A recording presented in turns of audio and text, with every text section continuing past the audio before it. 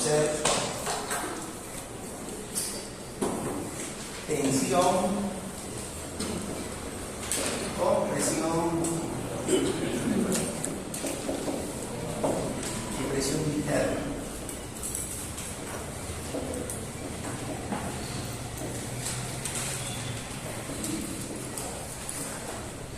Compresión o colapso.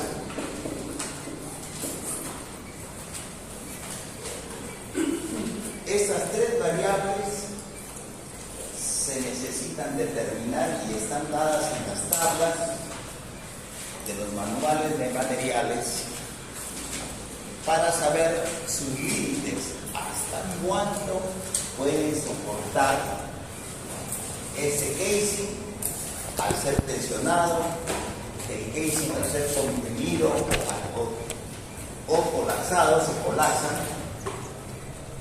y la presión interna. La tensión tiene que ver a la hora que nosotros este casing, a la hora que nosotros lo levantamos, esto se va a elongar. ¿Y qué va a pasar? Se va a reducir su diámetro y llega un momento que cede el límite elástico y se rompe. Ese es el efecto de la tensión. Y recordamos nosotros que entre casing y casing hay un dispositivo que es el acoplamiento, el cople. Este cople generalmente es de mayor diámetro que el OD del cuerpo. Este es el OD del cuerpo. Este cople, su OD es mucho mayor.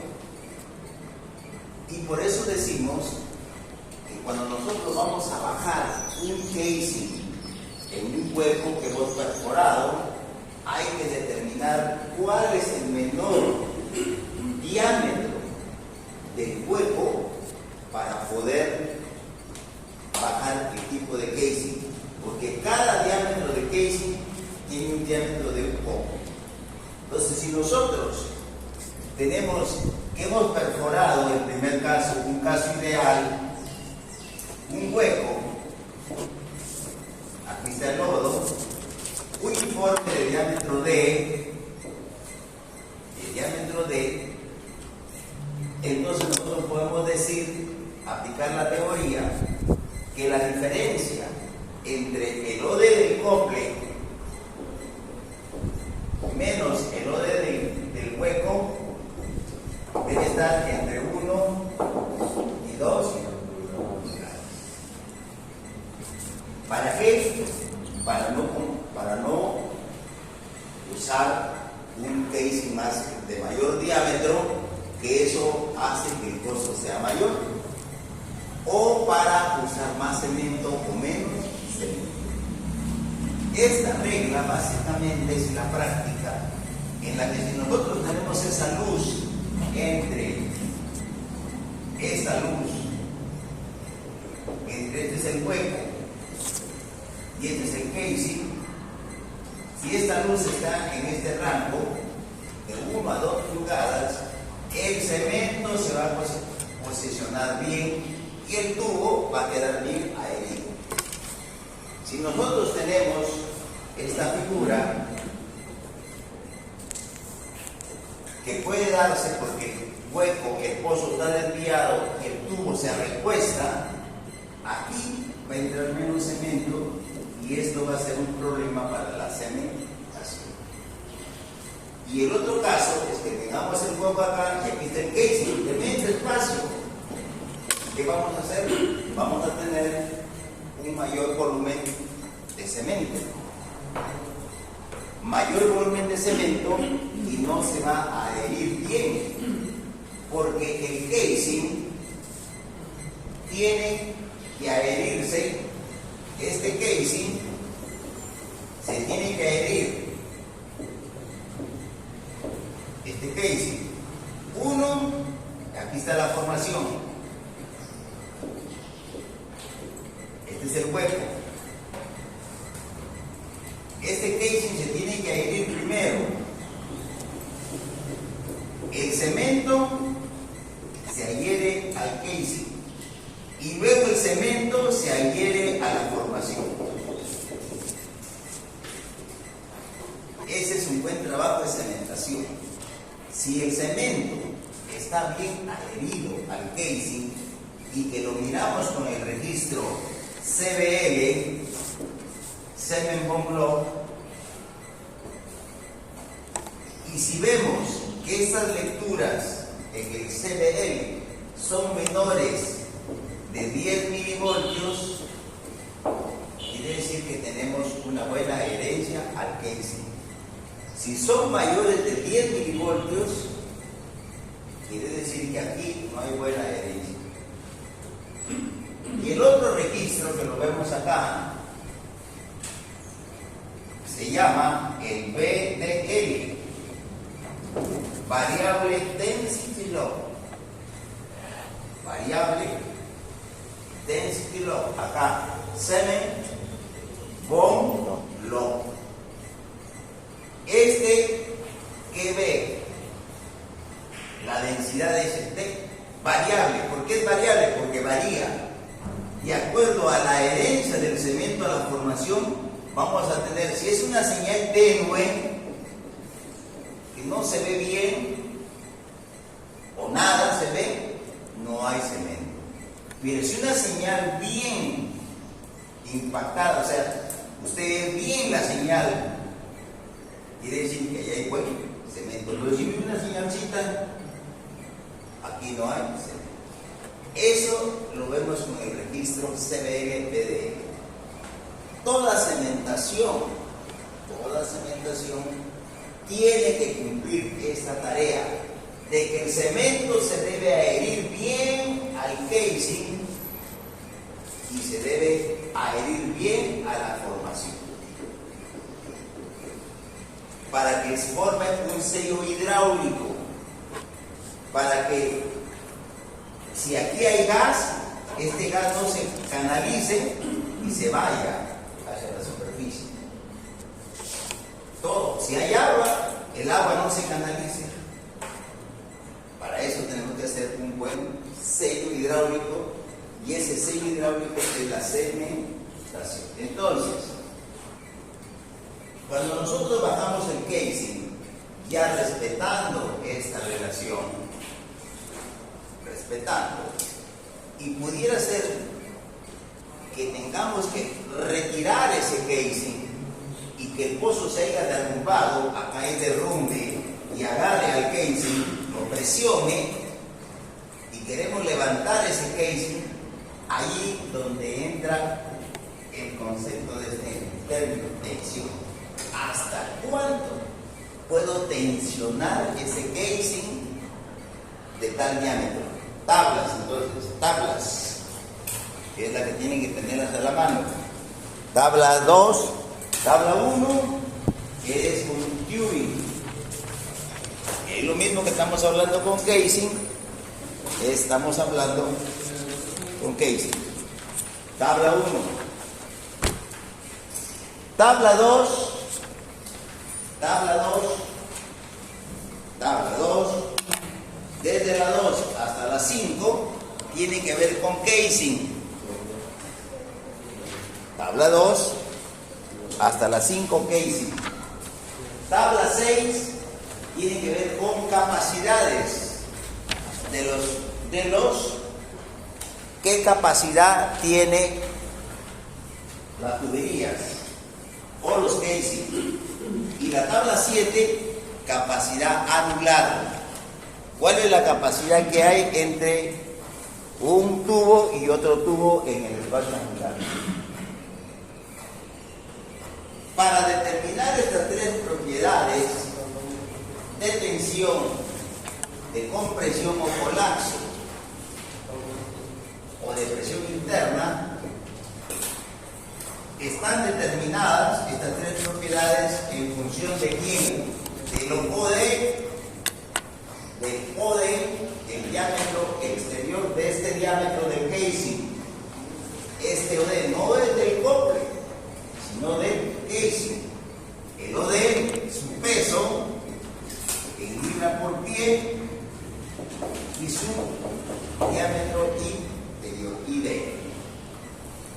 Porque si la diferencia que hay entre el OD y el ID es lo que se conoce como el espesor, y mientras un casing tenga más espesor, va a poder soportar más la presión de colapso, la presión de tensión o la presión interna.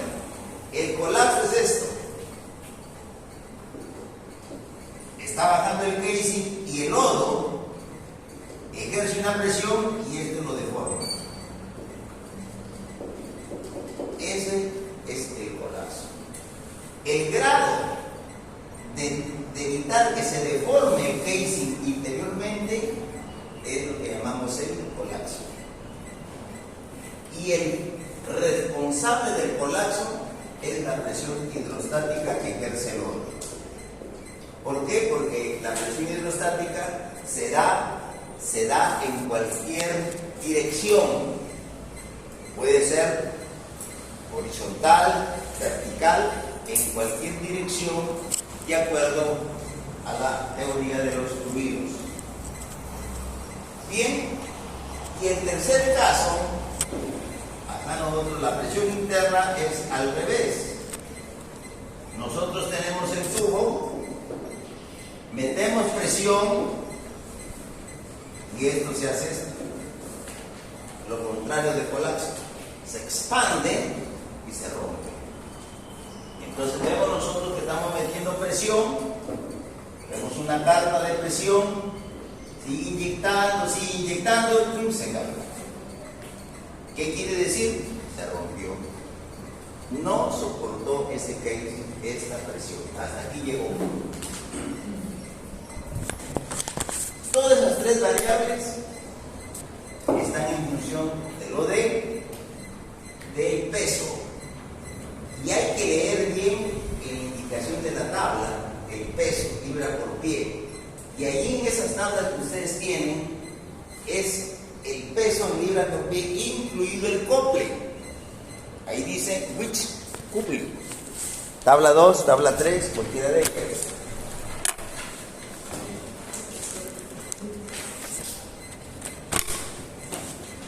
Ahí está. Y dice tabla 3. Acá.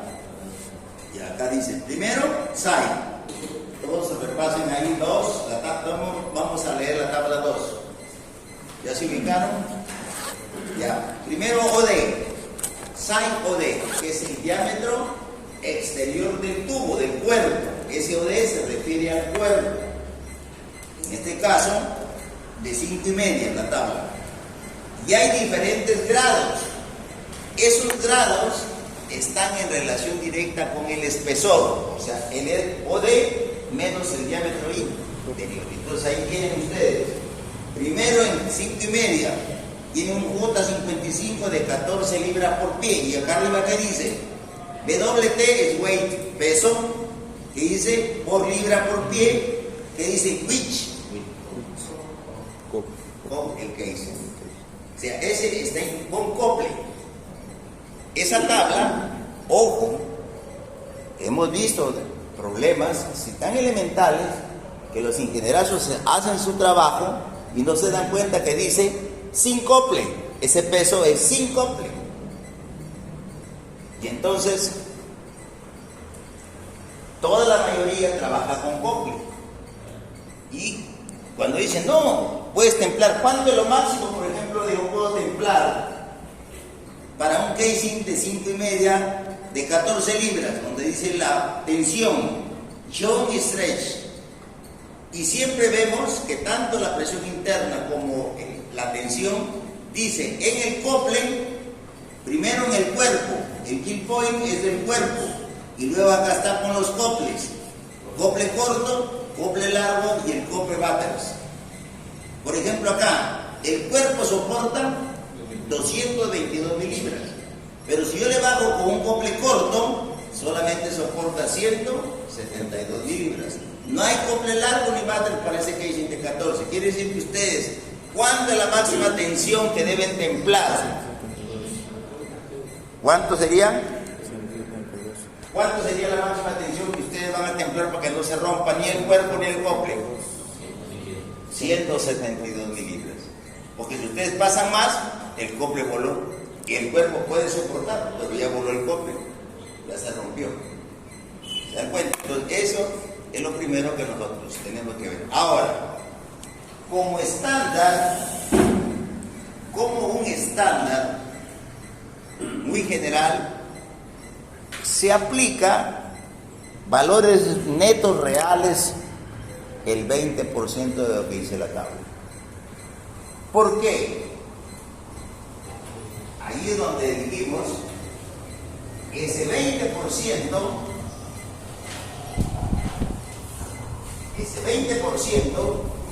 es para un cobre, para un tubo nuevo o de color blanco. ¿Cómo nos damos cuenta que yo tengo un tubo nuevo que está pintado en el cobre o en el cuerpo con un color blanco? Se lo ven el tubo blanco, una franja blanca, ese es un indicativo que es nuevo. ¿Qué significa para nosotros nuevo? ¿Qué significa nuevo para nosotros en nuestro negocio? ¿Que recién sale del horno? ¿O que nunca se ha usado? Nunca se ha usado. Pero nosotros tenemos un enemigo. Todos los materiales tienen un enemigo. ¿Cuál es ese enemigo? La corrosión. ¿Y cuál es el principal enemigo de la corrosión o el primer amigo de la corrosión? El medio ambiente. Si tú tienes almacenado un tubo nuevo cerca al mar, pues en un año ese casing se va a picar y entonces va a perder sus características de propiedades del nuevo. Entonces, nunca los tubos los vamos a almacenar en lugares que sean bastante abrasivos, porque la abrasión, la arena soplatea y también le está disminuyendo el espesor, o en medios corrosivos, como por ejemplo puede ser que yo lo tiro en el suelo y tengo el suelo muy corrosivo, lo va a picar, o lo tengo en un sitio donde esté el mar. Por ejemplo, es muy complicado tener casing en Sechura, por ejemplo, ahí. Y para eso hay que hacerle tratamientos, por eso está pintado. La pintura es uno de los que ayuda a proteger y a evitar la corrosión. Bien, entonces, 20% es un factor para un tubo nuevo. Todo tubo que ya tiene más de un año que no es usado, ya por seguridad le aplicamos el 65%. Si un casing es usado, que me dicen, este es un casing usado que lo hemos recuperado y lo vamos a usar, todo eso va a una inspección, ya sea electromagnética o de rayos X, y me va a medir los espesores, y en función de esos espesores me van a calificar el estatus del tubo, y puede ser amarillo. Si la franja es amarilla, quiere decir que es de segunda condición y el factor es 65% del valor nuevo. Si es de color azul, 50%. Si es de color verde, 40%. Y si es rojo, no sirve. No sirve para el uso en la industria del petróleo. Puede servir para otra cosa, pero para el petróleo no sirve. Entonces, cuando nosotros vamos a hacer un diseño de un casing, tenemos que mirar esos antecedentes. El casing está nuevo, o ya tiene más de un año. Entonces, si ya tiene más de un año, lo tengo que mandar a inspeccionar. Y si me dicen ahí que todavía tiene las propiedades de un nuevo, bueno, digo, está nuevo. Pero por lo general, ya en un año, el casing ya se ha deteriorado. Y al pasarle la inspección me dicen, no, ya es de segunda condición, 65%. El azul, tercera condición. El verde, cuarta condición. Y el rojo no sirve, quinta condición. Y de esa manera damos esos factores a esa tablita. Por ejemplo, si yo le preguntara, tengo un casing de color amarillo, ¿cuál sería el valor neto de la tensión del J55 de 14 libras por pie? A ver. ¿El nuevo cuánto soporta el nuevo? ¿El nuevo cuánto hemos dicho? 20%. El nuevo es cuánto acá puesto el nuevo. 170, ¿cuánto es el nuevo? 172 en miles. Y acá multiplicado por .65, ese 172 por .65, 111.000. Ya, 111.000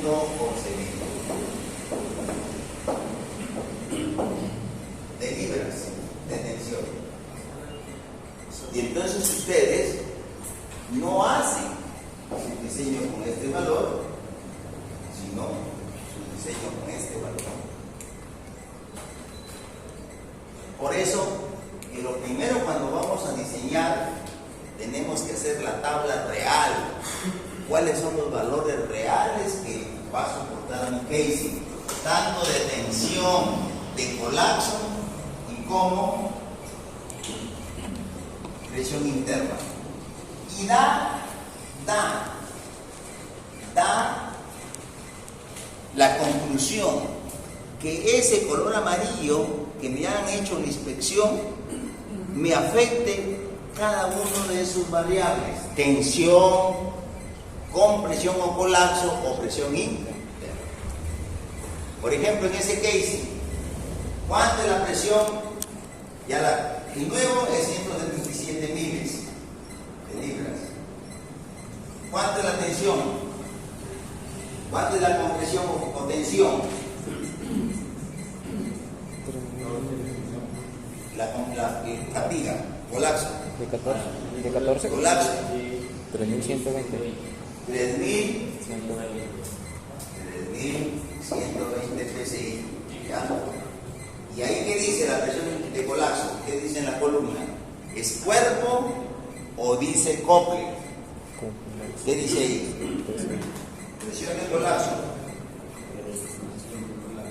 Acá está, colapso. Acá está, colapso. ¿Ya? Todo lo que tiene que ser. Aquí está el diámetro. Acá está. Este de acá. De todo esto está dado para todo, para el cuerpo y cople, uno solo, y soporta eso que me has dicho, 3120 PSI. Si fuera amarillo, ¿cuánto le tengo que multiplicar? Por .65, 2028 PSI. Y este es el valor que yo debo usar, no este de acá. Cuando es nuevo, si usamos, ni siquiera con el nuevo, mi diseño va a usar 3128. ¿Cuándo sería para nuevo? Este ya 65%. ¿Nuevo cuánto sería? 3120 por cuánto? 0.8. ¿Cuánto sería? El 20%. 2496. ¿Ah? 2496. Este, usaríamos este, dice, es un diseño de casing nuevo, le quita siempre el 20%. No utilizas el de acá. ¿Ya? Bien. Hecho esta aclaración. Ingeniero, una pregunta. Ahí en el valor de arriba, ¿se multiplica por 0.65 o 0.35? No, es el 65% de las. Todos esos valores son del valor actual, no es el punto 35. Es el 65% del valor. Si tú tienes 1000 soles. No, te digo porque arriba multiplicado por 65, pero abajo por 80. ¿Por qué? Porque es 20% menos. Entonces, No, el otro sería 35. Pero no puede. entiendo. Yo ese al principio tuve esa conclusión. Bueno, porque estamos usando el 65% neto. Quiere decir que el 35% es el valor. 20% tenga con el 80%. Claro. Ya está. El otro acá, El otro hizo el 80%. pero este es el valor, yo lo multiplico de frente. Yo lo multiplico, si tú lo multiplicas por el punto 35, tienes que restarle a este ese valor. Y entonces el de abajo. Este de abajo es diferente, mira, a ver cómo dice. 31.20, yo te digo que el 65% es lo usable en esto. ¿Cuánto es lo que no vas a usar? Como él dice, el 35%. ¿Cuánto es el 35% de 31.20? 10.92. ¿Ah? 10.92. Ya, 31.20 menos 1000. 1099. ¿Ah? 1092. ¿Esta resta cuánto es? 8 y 2, 10, 10 y 2, 12, 0, 2028. De frente, yo digo, si el factor de, yo no he dicho factor de seguridad, yo he dicho se multiplica por, estos son los valores de aquí, este de acá se debe multiplicar por 80, ya, eso es lo que le hago. Ya. Este se debe multiplicar por 80, este por punto 65, este por punto 50 y por 40 y nada. Quiere decir que el factor de seguridad para este sería, aquí sería 20%, aquí sería 35, aquí 50, acá 60 y aquí ya no se usa. ¿Ya? Expresado acá, dice todo porque uno multiplica por 20. Pero es que siempre utilizo yo el neto para no estar restando. ¿Ya? ¿Está claro? Bien. Una vez que ya sabemos eso, para nuestro caso y para el problema que va a venir, es casing 9. Quiere decir que vamos a usar un factor de seguridad de ¿cuánto? 8%. De 20%, es decir, podemos multiplicar por punto. ¿Está claro? Bien. Ahora, esta presión de colapso tiene que ver con la presión hidrostática que ejerce el lodo. Y esa presión hidrostática, que es igual, hemos dicho que es la gravedad específica por 0.433 por la profundidad, y en este caso siempre hemos dicho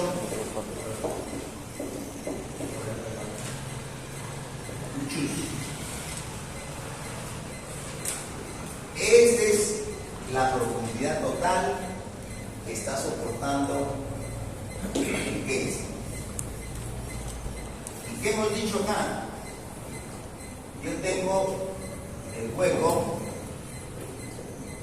que le llamamos el TD general, y me dicen, mi registro me dice, bueno, la última formación, porque yo voy a bajar casing hacia la última formación, me dice, la última formación vamos a completarla desde el intervalo acá hasta acá. Vamos a poner como ejemplo 6.800 pies de TD, y la última formación para completar es de 5.500 a 6.100 pies. Ya. ¿Qué hemos dicho nosotros? Que siempre yo necesito, si es que hablo de 5.500 a 6.100, quiere decir que yo puedo variar 6.100 y el tope a 5.500 en el peor de los casos.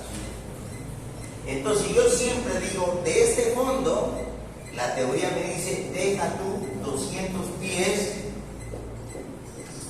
y ahí me pones el flux collar. El flux collar, teóricamente. Y debajo del flux collar me vas a colocar un tubo para que coloques el zapato guía. Entonces aquí va a ir el zapatito, y este sería, aquí va el zapato guía, aquí sería 6.300 el flux collar, y acá sería 6.340 pies. Un tubo se pone, como mínimo. Quiere decir que acá, hasta los 6.800, yo tenía, donde estaba aquí el TD, va a quedar 6.800 acá.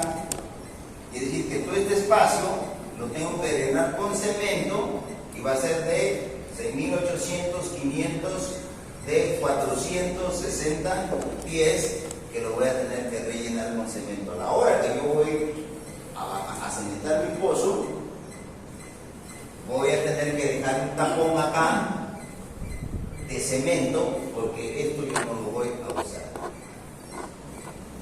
Y eso es lo que cuando hacemos el cálculo del volumen de cemento hay que decir, porque si usted deja esto, si bien es cierto el flux collar desde aquí va a comenzar a salir, pero debe dejar para que este lodo no me malogre el zapato mío. ¿Ya? Bien. Hay veces, este es lo que yo le recomiendo, lo que he visto que a mí me ha trabajado mucho bien y no he tenido problemas, pero a veces no se dé caso. ¿Qué pasa si el señor encontró la formación a 6.100 pies y paró la perforación? Digo, no, ya no más. Ya el fondo de la formación está a 6.100 pies y aquí paro el TD. Ahí. El TD, 6.100 pies. ¿Por qué dices que ya no hay más de 6.100 pies, ya no hay petróleo? Lo paramos la perforación. ¿Dónde colocamos el flux collar? A 20 pies. Ahí hacemos al revés. Abajo sí, arriba. Le quito porque tengo que ponerme, y ahí he dicho yo, me olvidé de decirle, que yo como mínimo tengo que dejar 50 pies de relleno. O sea, en el caso normal, siempre debemos tener, aquí viene el flux collar, se hace como válvula check, viene el tubito, el zapato guía, y debajo del zapato guía dejamos 50 pies para que relleno como mínimo de relleno. En este caso hay un relleno de ¿cuánto? De 380 pies. Entonces acá en el primer caso aquí era 6.100, 6.140, y entonces vamos a dejar, si es que en este caso es mínimo, pero en este caso como tengo hasta 6.800, entonces acá, este era 6.500 creo que 6.100, entonces acá estaba 6.140, el flux collar, zapatos 6.140, entonces todo este relleno, tengo 600 más 60, 660 pies de relleno, pero yo necesito mínimo solo 50, mínimo necesito 50. Y si fuera el caso así, entonces ¿qué digo? Debo dejar mínimo 50 pies acá. Encima de los 50 pies, ¿qué debo poner? Mi zapato. Y aquí es donde debe estar el pie. Mi flux collar debería estar 6.100 menos 90 a 6.000 pies con mi flux collar. Y estoy dejando de balear esto.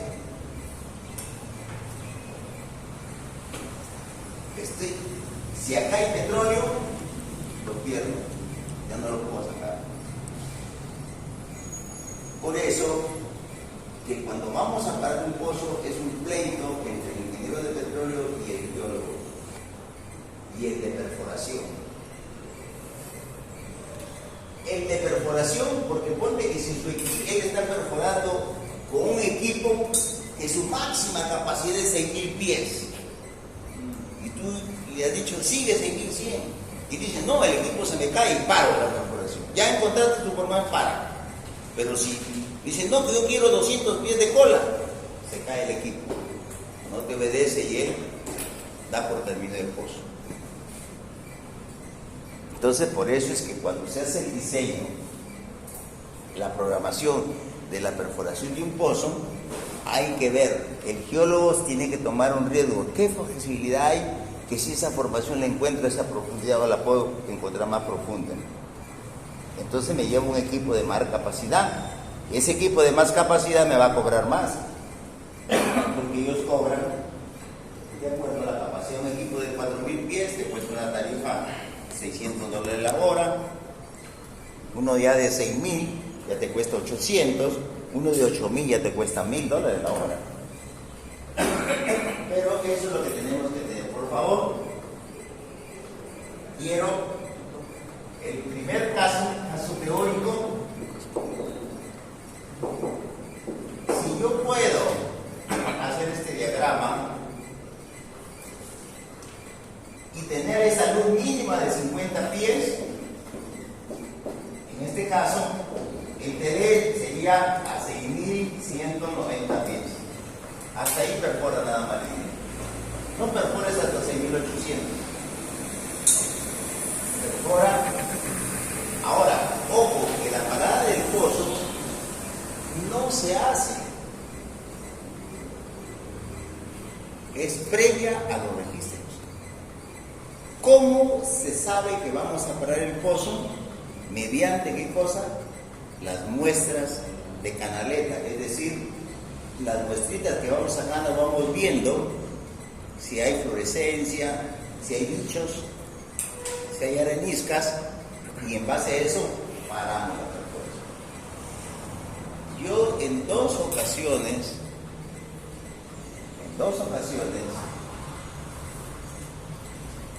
ya habían parado el pozo y me mandaron a registrar.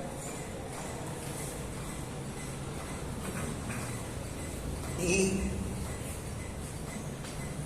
habían parado el pozo justo en la mejor arena que salía. Y ya no sabíamos si arriba estaba la mejor arena. Y nosotros, ¿qué decíamos? Abajo hay.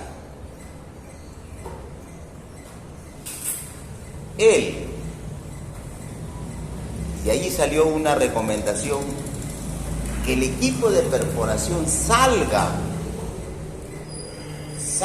de la locación después de los registros ahora. Porque antes terminaba la perforación donde decían que paraban el pozo, desarmaban el equipo y se largaban. Ellos sin tener cuenta, bajaban su casing, cementaban, hacían lo que querían. Porque antes perforación cementaba el pozo, el casing de producción. Ellos simplemente con lo que le decía el geólogo. Yo le decía, ya hay que parar el pozo, para, te bajan el casing, sin los registros, nada. Solamente con los registros de OpenCore. Entonces, después de eso se dio la orden que el equipo de perforación debe. ¿Por qué? Porque habían casos que volvían. O sea, decían, no, falta todavía. Bajaban otra vez a perforar. Hasta que ya el geólogo con mayor información paraba la perforación. Entonces, ese es un detalle muy importante cuando ustedes trabajan en perforación. El riesgo del pusher de perforación es que su equipo no soporte esa profundidad a la que va a perforar y tenga miedo que se le caiga el equipo. Por el peso de la cañería que tiene, el equipo se venga. Ese es su problema de perforación. Si la capacidad te dicen, por eso es que siempre se estila darle a veces hasta un 60% del equipo. Si dices, escoge, yo tengo un equipo que voy a perforar hasta 6,000 pies, y entonces dice, y hay otro equipo que puede perforar hasta 8,000. ¿Ustedes cuál escogerían? Y le dice, señores, defina. Voy a perforar, mi pozo va a llegar hasta 6,000 pies. Hay un equipo de 6,000 y acá hay un equipo de 8,000 pies. ¿Cuál escogen? ¿Cuál escogerían? ¿El de 6,000 pies o el de 8,000? ¿Ah? ¿Tú qué escogerías? Porque queda la duda, porque a 6,000, y si no encuentro la formación a 6,000, me fregué, el equipo se cae. creo el equipo te deja el pozo ahí, sacas un tubería y se acabó, se retira. Y el pozo se queda descubierto, nada, y se puede derrumbar. Entonces mejor se corre un riesgo de uno de pedir un equipo de mayor profundidad. Esas son cosas que se toman en la operación, decisiones en la operación. Ya es muy importante. Bien, entonces ya hablamos del flujo collar. Este no es fluchus, es el flujo collar, que es la válvula como el cheque. Esto, el fluido pasa por aquí, pero no va así. Esto no solamente viene así. Esa es la válvula flotadora, un zapato cheque, un cheque. Bien. Ahora, para la presión interna, ¿qué tenemos que respetar? El gradiente de fractura por, yo le dije por el punto D, pero mejor hagámoslo para que hagamos un solo trabajo, lo multiplican por el flujo collar. O sea, cuando hacen su gráfico, vamos a poner un ejemplo. Vamos a hacer el ejemplo. Tengo un pozo que ya definí que voy a bajar casing de 5,5. El flujo collar ya está a 5,800 pies. El lodo es de 12 libras por galón y el gradiente de fractura es de 0.9 psi por pie.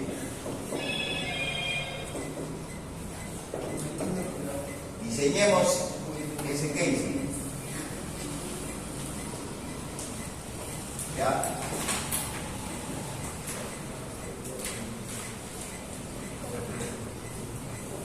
Saben que el casing, mientras tenga un grado de mayor peso, va a costar más.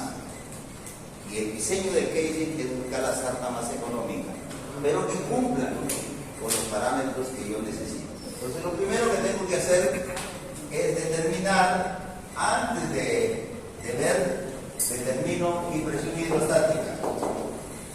12 libras, 12 entre 8,33 por 0.433 por 5.800.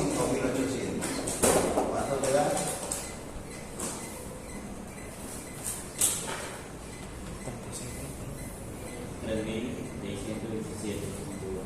En el 1600 redondeando, 617 o 18.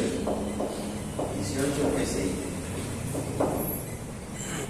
Esa es la presión hidrostática que hablamos en la presión hidrostática, que es la presión de colapso. Ahora vamos a ver la presión interna. Igual al gradiente 0.9 por 5.800, ¿verdad?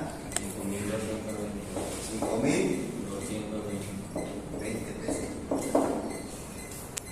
Esta es presión interna.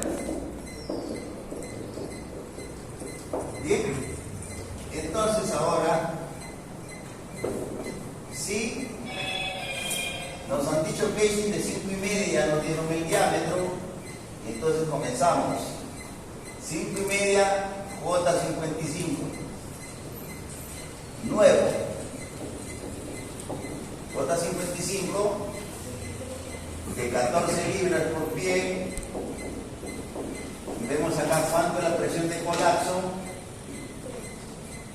ya corregida con el factor, le vamos a dar un factor de seguridad del 20%, la presión interna y la tensión. El 14, el otro es cuánto, de 15.5 creo. 15.5. 15.5 o 15. 15.5. 15.5, y el otro es de 17 libras por pie. Después del J55 viene el N80. El N80, que es lo que tenemos que instalar. Aquí instalar J55 Entonces ahora sí, dígame ya los valores afectados con el 20% de seguridad. Hola, ¿cuántos? 2016. ¿Cuánto? ¿Cuál sigue? ¿Los colapsos también? ¿Ya cuánto? 32, 32, 39.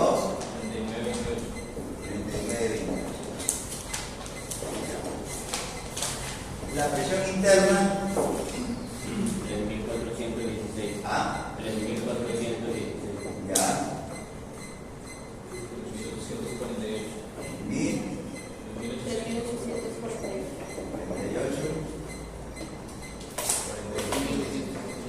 Ah, 4.256.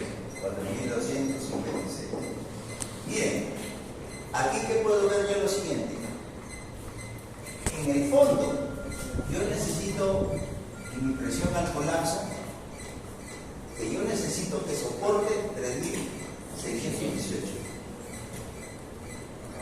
El J55 de 17 libras me puede soportar, porque él soporta 3.918. Pero ahora voy a ver la presión interna. La presión interna, ¿cuántos necesito tener? 5.220. ¿Cuánto me da el de 17 libras? 4.257. Entonces, mi casing de J55 de 17 libras puede soportar la presión de colapso, pero no soporta la presión de fractura, la presión interna. ¿Okay? Le voy a meter más presión, va a volar, porque solamente soporta 4.256. Entonces, ¿qué tengo que hacer? Tengo que recurrir al N80. Pero estos dos voy a ver si los voy a necesitar, o también voy a de frente a necesitar N80. ¿De cuánto comienza? De 17 libras. N80 de 17, de 20 y de 23. Vamos a ver eso. De 17 libras, ¿cuánto soporta el colapso? 5.000. ¿Ah? 5.000. 24. ¿Y la presión interna? ¿Ah? 6.700.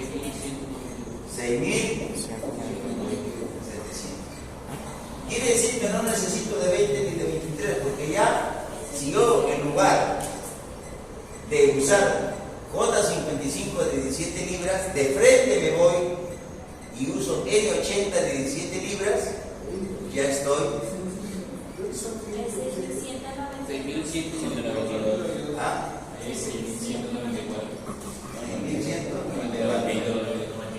¿Ah? Ahí. Porque yo necesito cuánto. 5. Estos son los dos valores que me interesan. El casing que va a estar en el fondo me tiene que soportar esos valores. Y ya, este de acá como bici me soportaba, pero no me soporta la presión interna. Si en lugar de poner de 17 libras J55, pongo N80 de 17 libras, voy a soportar hasta 5.024, sobrado, y la presión interna va a ir a 6.100. Quiere decir que esto de acá no lo necesito. Ahora lo que me falta ver es a qué profundidades voy a colocar estos casing. Ese es el tercer análisis. Ya sé que yo al fondo voy a poner N80 de 17 libras porque me está soportando la presión de colapso y la presión interna. Lo que no sé es qué profundidades voy a poner. Y para las profundidades tenemos que hacer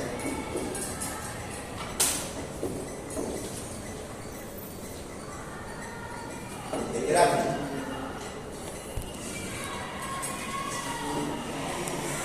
Acá tenemos 0, a 1.000, 2.000, 3.000, 4.000, 5.000. ¿No sé? Y acá está 5.800.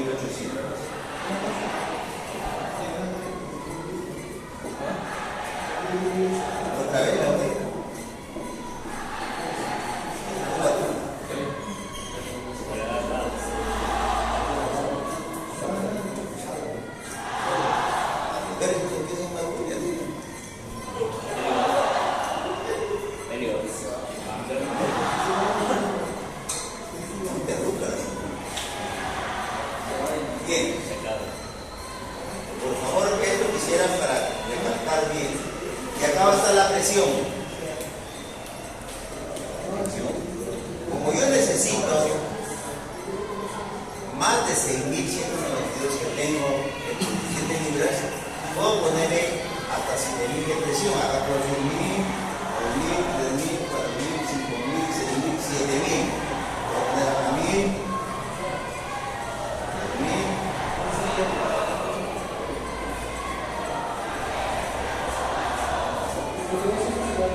Ya, puede ser similar. Ah, ah, sí, cierto. Para que se escuche, dice.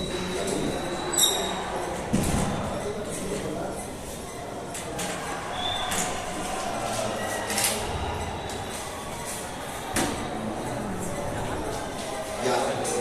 Ahora miren. Vamos nosotros.